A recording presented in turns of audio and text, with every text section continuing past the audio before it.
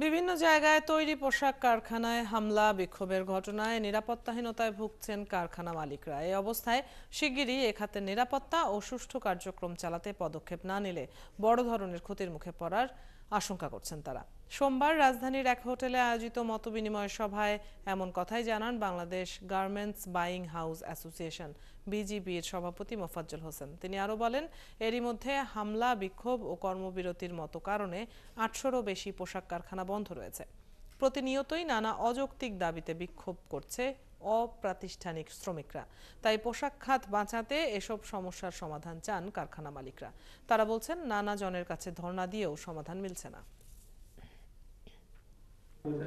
Dhaka airport অথবা Chittagong custom থেকে কিভাবে ৩ থেকে ৫ দিনের মধ্যে আমরা আমাদের ফেব্রিকগুলো, আমাদের জিনিসগুলো ক্লিয়ারেন্স করা যায়, সেখানে কিন্তু আমাদের দৃষ্টি দিতে হবে। আমরা কিন্তু এখন ১০ থেকে ১২ দিন, এবার কি আমার কোনো শিপমেন্ট কিন্তু প্রায় ১৪ দিন লেগে গেছে ক্লিয়ারেন্স করার জন্য। সেক্ষেত্রে কিন্তু আমরা এক্সকিউজ দিয়ে কিন্তু কাস্টমার কিন্তু শুনছে না।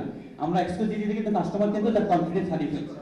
তবে আপনাকে আমি কথা দিতে পারি, যতটুকু আমি তো কোনো কিছুই না, বাট তারপরেও আপনাদের মুখপাত্র হিসেবে আমি সব জায়গায় যাইতেছি, আমি চেষ্টা করতেছি বেসিক কয়েকটা সমস্যার সমাধান করে দেয়। প্রথমেই আমি আসতেছি কিন্তু ব্যাংকিংয়ে।